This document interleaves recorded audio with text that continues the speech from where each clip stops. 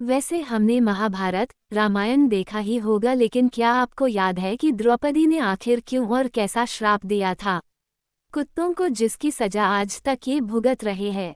अगर नहीं याद है तो आज हम आपको इसका पूरा इतिहास बताने वाले हैं कि आखिर द्रौपदी ने ऐसा क्या श्राप दिया था इन्हें, जिसकी सजा ये कलयुग में भी भुगत रहा है।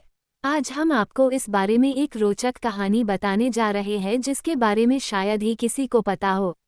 बहुत से लोगों को पता होगा कि द्रौपदी के श्राप के कारण कुत्ते खुले में ही सहवास करते हैं, पर क्या आपको ये पता है क्या कि द्रौपदी ने आखिर क्यों और कौन सा श्राप दिया था कुत्तों को, जो इसकी सजा आज तक ये भुगत रहे हैं? अगर इसका कारण नहीं पता तो जल्दी से हमारे वीडियो को लाइक, कमेंट्स और चैनल को सब्सक्राइब करें। तो चलो शुरू करते हैं। तो आज हम आपको इसका पूरा इतिहास बताने वाले हैं कि आखिर द्रौपदी ने ऐसा क्या श्राप दिया था इन्हें, जिसकी सजा कुत्ते कलयुग में भी भुगत रहे हैं। आज हम आपको इस बारे में रोचक कहानी बताने जा रहे हैं जिसके बारे में शायद बहुत ज़्यादा लोगों को पता हो। टीवी पर आपने महाभारत तो देखी ही होगी, अगर नहीं भी देखी तो हम आपको पूर्ण महाभारत बता दे कि आज की ये कहानी इसी महाभारत में से है।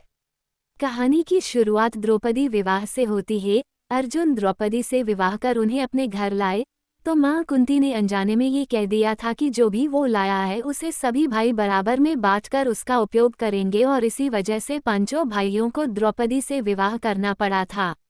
दरअसल हकीकत सत्य से कई ज़्यादा है, और जो आज हम आपको बताएंगे वैसे आपको बता दे कि यह सब भगवान महादेव का रचा हुआ खेल था। आपको बता दे कि द्रौपदी ने भगवान शिव की पूजा करके उनसे वरदान मांगा था कि उन्हें बल, बुद्धि, कौशल, शौर्य और नैतिकता में परिपूर्ण वर प्राप्त हो। लेकिन द्वापर युग में ऐसा संभव नहीं हो सका। हर किसी न किसी व्यक्ति में कुछ न कुछ कमी होती थी, और इसी वजह से द्रौपदी को ये सारे गुण उनके अलग अलग पतियों में मिले, और इसी कारण उन्हें 5 पांडवों से शादी करनी पड़ी थी। जब अर्जुन ने द्रौपदी को शादी करके घर लाए थे तो इसी कारण अनजाने में मां कुंती के मुंह से ये निकल गया कि इसे आपस में सब बांट लो, और अपनी मां कुंती का मान रखने के लिए पांडवों को द्रौपदी से शादी करनी पड़ी। और इसके बाद पांडवों में यह निर्णय लिया गया कि प्रत्येक वर्ष किसी एक ही पांडव के साथ अपना समय व्यतीत करेगी, और जो कोई भी इस निर्णय का दुरुपयोग करेगा उसे 1 वर्ष तक वनवास जाना होगा। और जब भी द्रौपदी किसी पांडव के साथ अकेले में समय व्यतीत कर रही होती तो दूसरे पांडव को उस कक्ष में आना वर्जित था। इसी दौरान एक ऐसी घटना घटित हो जिसकी वजह से कुत्ते को ये श्राप मिला कि सहवास करते समय उनको पूरी दुनिया देखेगी। पांडवों ने नियम बनाया था कि जब भी कोई एक पांडव द्रौपदी के कक्ष में जाया करता था तो वो अपनी पादुकाएं द्वार पर उतार दिया करता था ताकि उसके भाई पादुका देख कक्ष में प्रवेश न करें।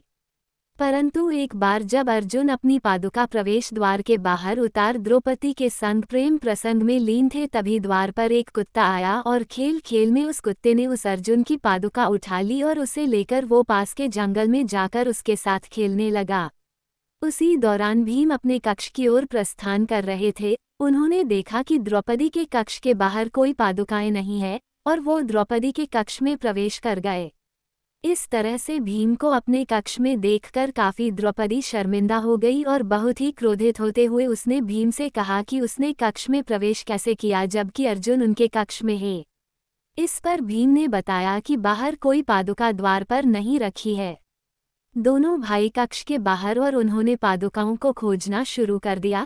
ढूंढते ढूंढते वे पास के जंगल में पहुंच गए। उन्होंने देखा कि एक कुत्ता अर्जुन की पादुकाओं का साथ खेल रहा है। द्रौपदी इस बात से बहुत ही लज्जित महसूस कर रही थी और उतनी ही क्रोधित भी थी, तो उसने क्रोध में आकर कुत्तों को ये श्राप दे दिया कि जैसे आज मुझे भीम ने सहवास करते देखा है उसी तरह तुम्हें सारी दुनिया सहवास करते देखेगी। तभी से माना जाता है कि कुत्ते सहवास करते समय लोक लज्जा की चिंता नहीं किया करते हैं। पूरा कहानी सुनने के लिए धन्यवाद।